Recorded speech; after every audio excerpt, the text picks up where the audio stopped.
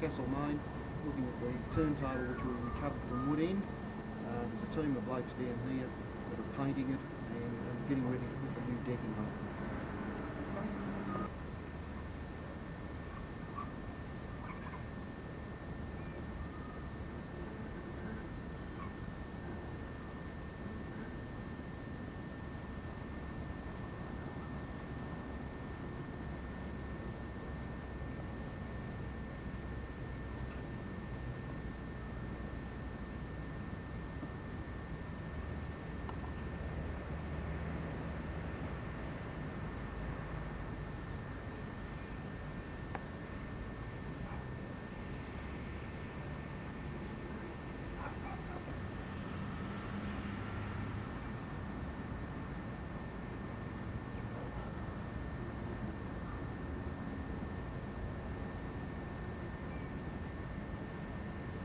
Righto Ken, we're now at Muckleford. The boys are having lunch at the moment and we've caught them as they're sitting down, but they do some work here. They're doing quite an extensive amount of work, as you'll see as we pan around. They're pouring new blocks for the facing to go on the platform. All the uprights for the platform we got from the old sales yard at Bendigo. And as you can see, number 1 road's going in and we're doing it number 1 road all in 80-pound rail. We're also reinstating the dock road, all done with 80-pound points to try and build it up as much as we can.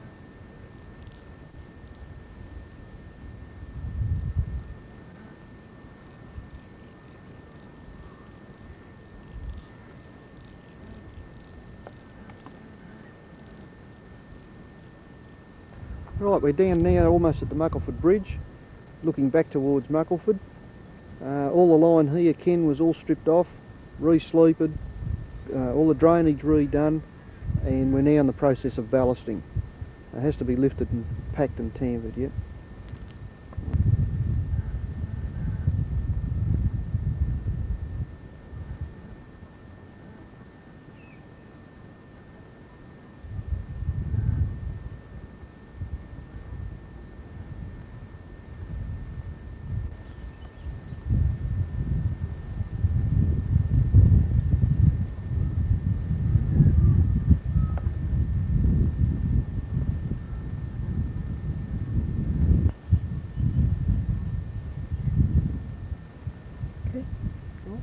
Righto.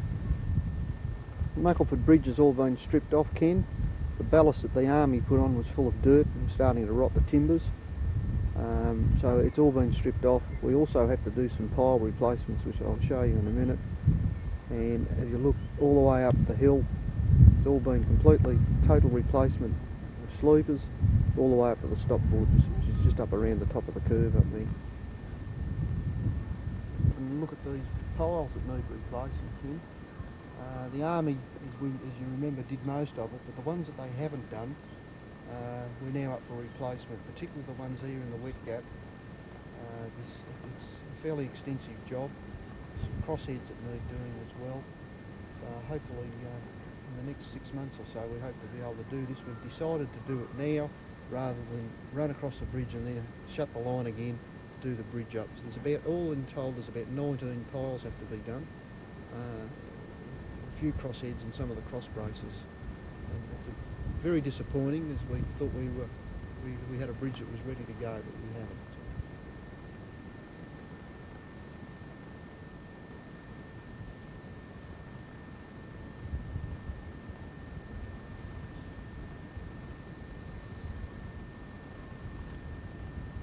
Right, Ken, this is the turntable at Malden now. As you can see, it has a magnificent brick and stone wall being put around it.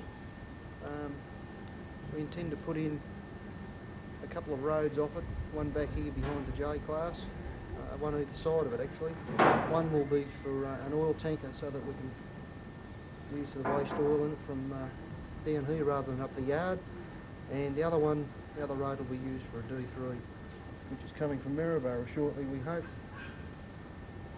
There's been a bit of a bonus, this wall around here. It was something that we hadn't planned. It's just that some of the blokes on the project had the capability and wanted to do it, and they're very proud of it, and we all reckon it's absolutely terrific.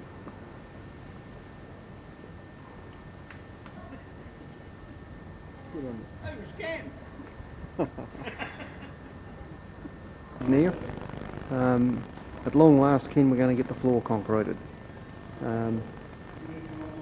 It's been a long time in coming, and over on the left in the shed down here at the moment, there's 2 new showers have been put in, and we'll get a crib room and an office up the end where I'm standing here at the moment, and the rest of the machinery will be installed properly as well.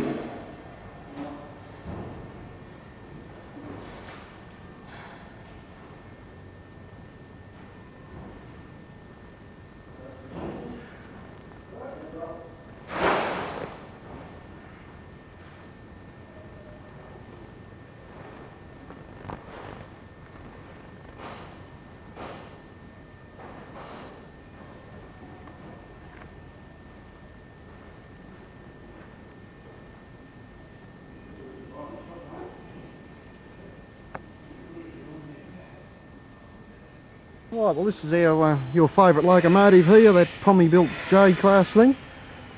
Gave us a bit of trouble in January. It blew a main internal steam pipe which we had to replace, and since then we've fitted it with a complete new set of superheater elements, and it is really steaming well. It is really going well. Our oil consumption's dropped on a running day from 13 to 1400 litres back to 900 to 1000 a day, so it's probably, boiler wise, it's the best it's been for a long time. There's still a fair bit of mechanical work to catch up on it at the moment, but it is doing the service still and doing it well.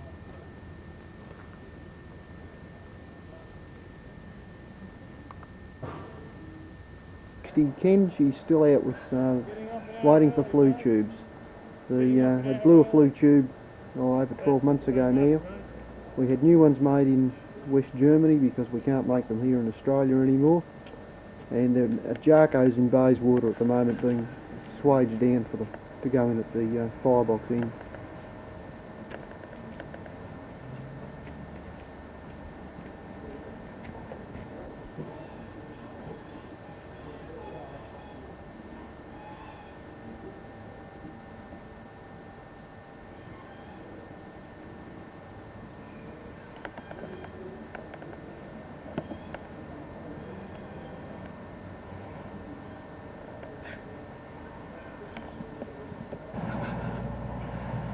This is a shot of the compound that we built out beside the engine shed, Ken. We put it here to store the sleepers in. Over the last 12 months we've bought thousands of sleepers.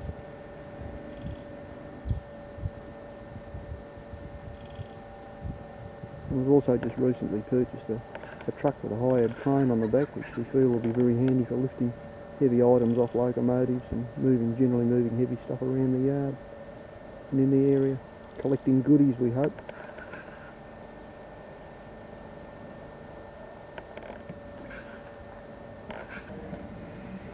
This is over in Thor Road now, at the back of the goods shed, Ken. This is a contraption that was built to do the carriage roofs with. And the idea is, as we're covering the roofs, we just move it along on a temporary road that runs along beside the carriages. The ZL in here had a major job done on it. We thought it was just a matter of hanging a few more new doors on it, and it'd be all fixed, but of course it didn't work like that at all. We found that all the frames were rotten. They've done a massive job in rebuilding it. It's in here at the moment, having the roof redone with a new covering on the roof called McCorkelle, which is a fairly user-friendly water-based stuff. We found it working fairly well.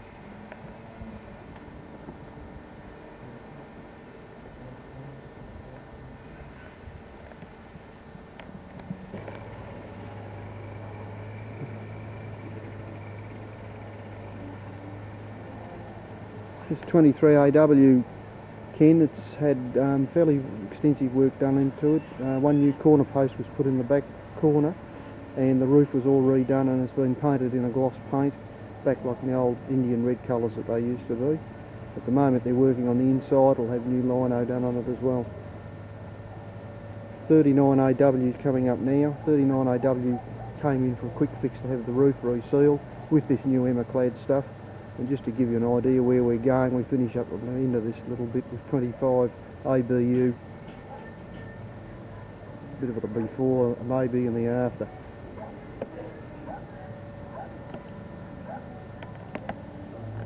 This is looking into the goods shed. We've finally cleaned the goods shed out and it's been converted into a woodwork shop.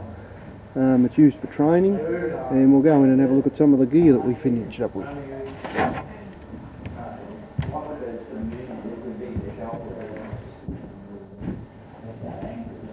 There's a combination machine here, Ken, which is you can cut and saw and plane, and it has also a spindle moulding machine for doing moulds with, and it's worth about $6,500 worth.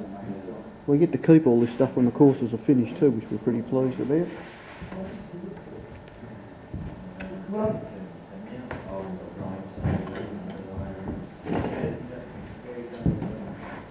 Docking saw over here, which they seem to use all the time.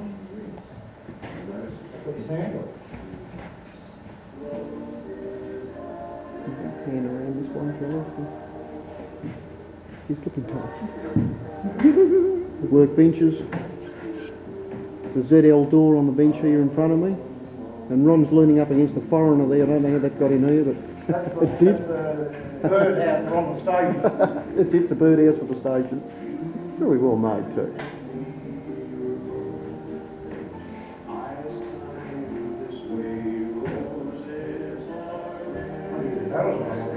I love that on camera, do you?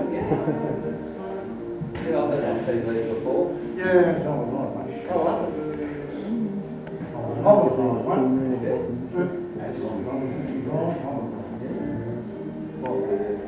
Tucked away in there behind the door is a mortising machine which they've used quite extensively for making doors and what have you. And we'll have a look outside now if you like at some of the one of the carriages that they've been working on outside.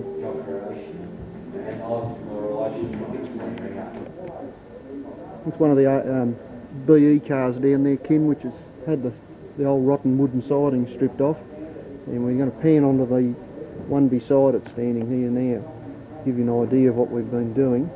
It's had new siding put on it, new beading along the top, and the roof's been redone. Instead of putting all the slat timber along the sides, we found that if we put marine ply on it and just cut the grooves in, it comes up much neater and much more waterproof. This car is well underway. The other side is nearly completed as well. So inside still has to be done, but at this stage it's a vast improvement on what we've had.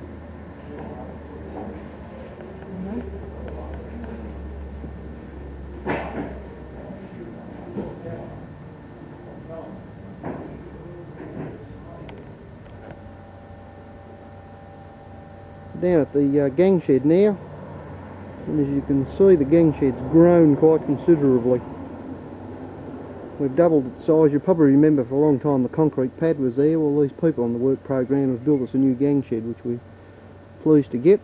And part of it's being used as a classroom at the moment sometimes, but it's slowly filling up with all that good gear that we need to run the railway. Here's a shot of some of the ballast that we've been bringing in, Ken. It's hopefully we'll have enough ballast to do the whole track with. It's also stockpiling it down at Muckleford, and we'll be working from both ends. There's some up here ready to go, and some to go down the other end. It should give us about 2 inches of ballast under the whole track for the whole full distance. This is 18AE, Ken. The roof's completely been done on it. All the sides have been repainted, and it's been finished inside as well, and it's our sort of pride of the fleet at the moment. It's used for special occasions. We've used it at a wedding just recently, and of course when we're playing to the inevitable politicians around, we usually put it on the train for them.